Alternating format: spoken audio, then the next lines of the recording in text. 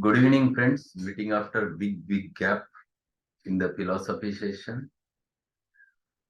We are discussing regarding the oversensitive patients and that topic, a big chapter which is related with multiple aphorisms, but Dr. Kent has written very less. In fact, he has delivered very less about those things because all those were the dynamic aspects and where Hahnemann tried to explain the concept of law of similars with the help of different examples collected from the different types of journals, and that's why he has not given so much of importance to those aphorisms. At the same time, he tried to explain the concept of the mongrel sept over there or the criminal treasons against divine homoeopathy, all those things.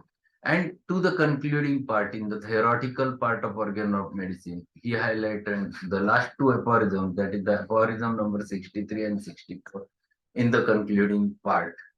From this chapter onwards, the practical part of Organon starts, that is right from 71 aphorism. So this is the last chapter from the theoretical part from J.T. Kent's lectures. And we will conclude that within 10 minutes. It is not too important because whatever is he has written over there or whatever he has delivered is related with the only the primary and secondary actions of the medicine. And all those things are imaginary, dynamic. You cannot define, yes, this is the very specific action. Because things which are Hahnemann intelligently with the help of logic, he has tried to explain those things. The things which are not visible, you cannot explain properly. And that's why these things Kent has not given so much of importance, and even Hahnemann himself says these are most probable explanations. And that's why Kent also have not commented so much about the actions of medicine. So let's see what Kent says about these actions of medicine. So with the concluding part of the chapter number 16, that is the oversensitive patient, last paragraph, he explains in the 63rd and 64th paragraphs, Hahnemann treats of primary and secondary actions of medicine. There is no necessity for dwelling upon this subject. The primary and secondary actions of the drugs are simply the one action of the drug. Some homeopaths have attempted to individualize between the primary and secondary action. It does not matter what the patient is suffering from symptoms which appeared in the primary action or from symptoms which appeared in the secondary action. That the sir drug. आवाज slow झाला. आवाज नाही येत. Just a minute. Hello. Hello. हळू आहे sir, हळू आवाज.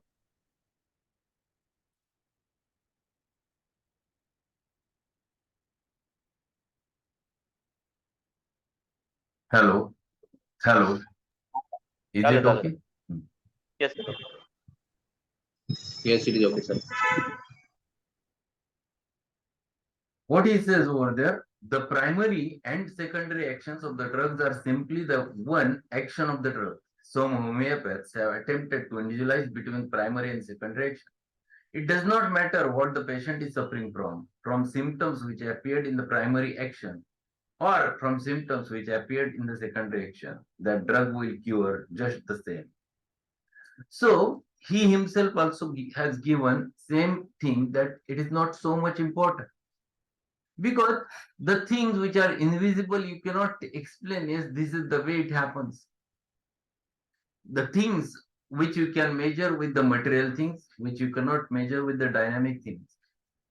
Allopathic medicinal action you can predict, and that's why it is too simple to explain that primary action has happened, because it is the direct action of the allopathic medicine on the human being. We'll take a simple example. If we give a simple paracetamol in 500 milligram or 650 milligram to a person, it will induce the sweating.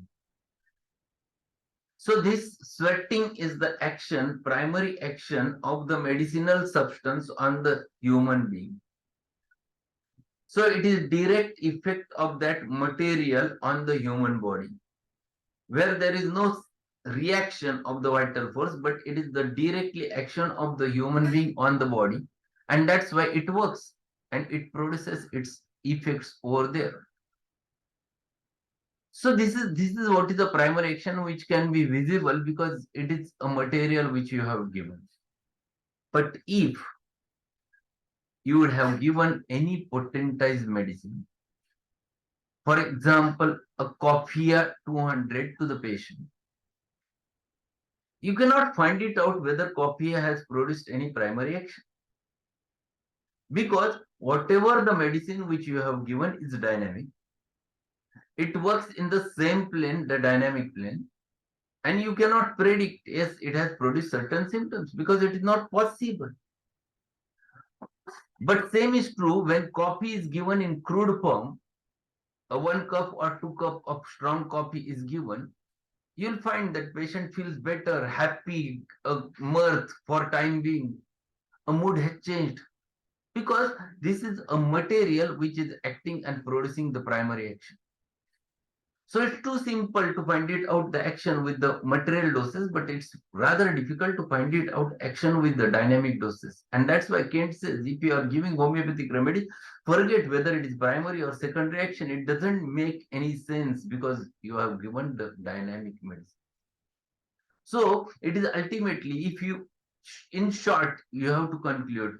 You can conclude like that. Allopathic medicines always produces primary action because it is direct effect of the material medicine on the human being.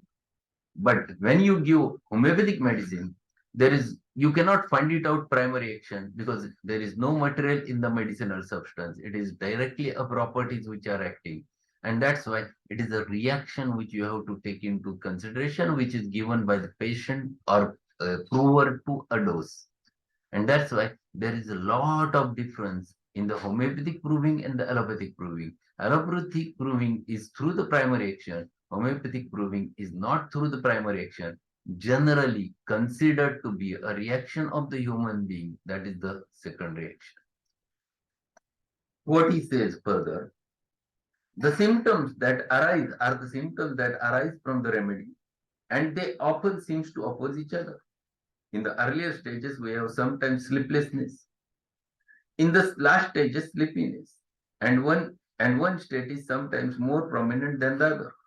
For instance, in opium, some provers had sleeplessness first and sleepiness afterwards from the smaller doses of opium.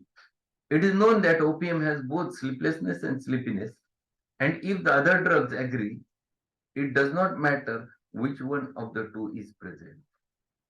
So what he says, if the other symptoms agrees, it does not matter which one of the two is present.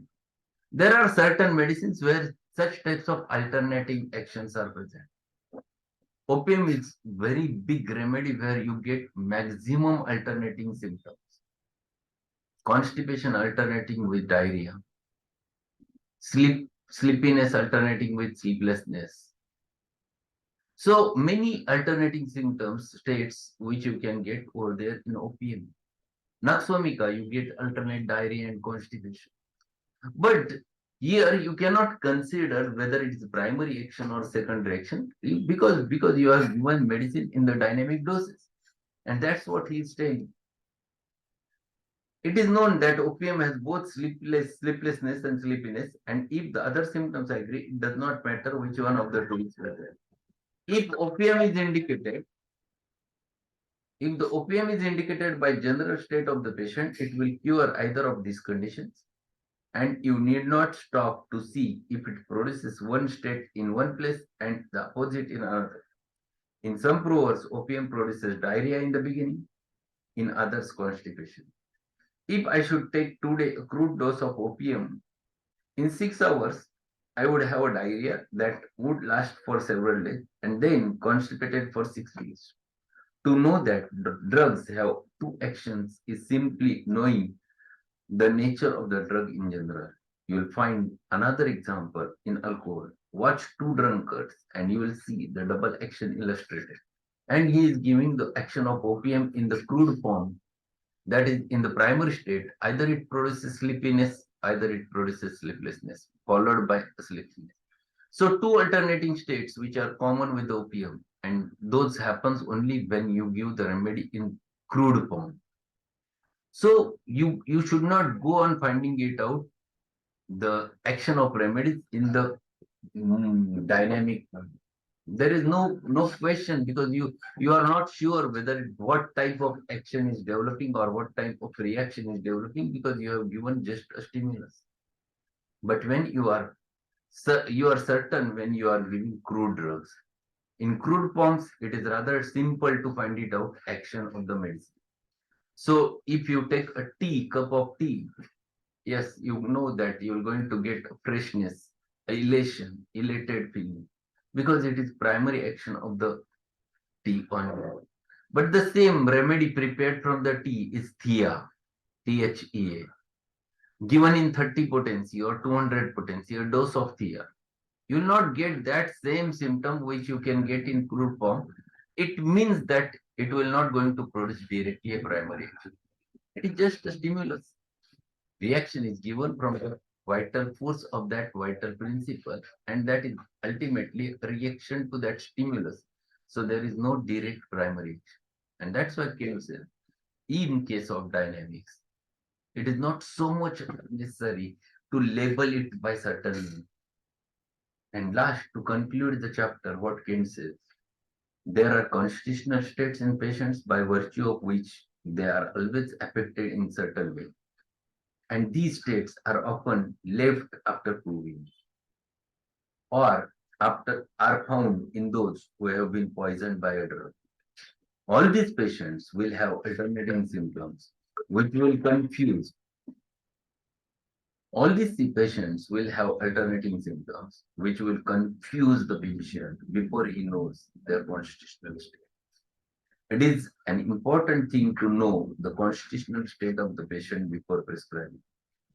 You will always be able to do better for your patients when you know all of their tendencies. Of course, in acute diseases, symptoms sometimes stand out so sharply that an acute remedy can be administered without reference to an constitutional state. Acute cognates. Cognates means similar. मिळता जुळता असणारा, very close. Acute cognates can be established in almost any patient. For instance, the calcarea patient will need an acute cognate of calcarea when he is sick with acute symptoms. The acute symptoms fits into and are established and are formed by the constitutional state of the patient. And to conclude the chapter, he is explaining about the sensitivity of the patient. It varies from drugs to drugs, and it varies from individual to individual. There are varieties of patients you can see, and varieties of individuals are there. Some patients will going to show you very acute reactions, very acute, instantaneous, acute states. Some patients will show very slow reaction.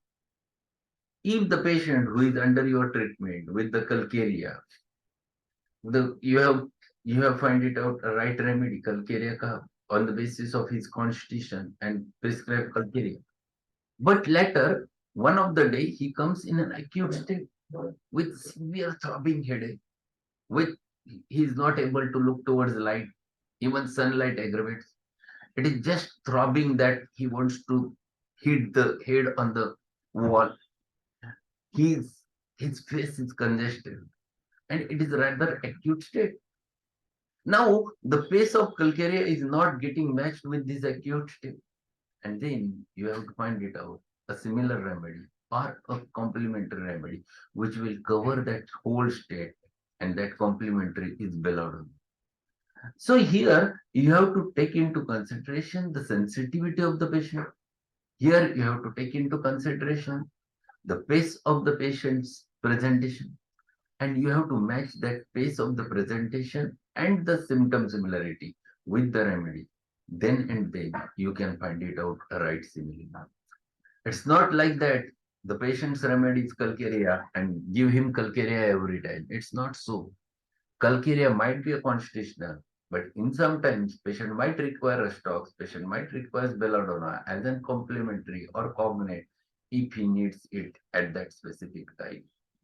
So in this chapter, he has tried to explain the concept of right from aphorism number 40, 43, 44 onwards, and all the dynamic concepts which he has just overlooked because concepts were dynamic. He said there is no need to go into detail because things when are dynamic, we should not discuss or spend time on it because things, dynamic things must be perceived but cannot be explained. And that's why this chapter he has not given so much of importance related with the actions of remedy as well as the how homeopathic remedy acts. So that's all regarding the chapter number 16. We have finished the theoretical part of organ of medicine from Kant's philosophy. Now we have to start with case taking, and it starts from the chapter number 23. So instead of going through in between chapters, we'll go directly with 23rd chapter first. We'll finish the 23rd chapter, 23rd to 27, I think, or 28. Just a minute, I will let you know. Tomorrow we'll start with 23rd and up to the 28th we'll finish. 27 we'll finish. And then again the symptomatology, which is explained in 20, 30, 31 to 33. Those chapters first will finish and then we'll turn towards the remaining chapters of the games philosophy. So that's all for today. Thank you being there in this session. And today we're going to learn very important remedy which is useful in our day-to-day practice, that is the colosynthesis. So today evening at 8 o'clock we'll have lecture on colocin and my experiences with colocin. Very acute and very useful remedy in our practice. So that's all for today. Thank you being there. We'll meet again in the session of Materia Medica at night at 8 o'clock. Thanks a lot.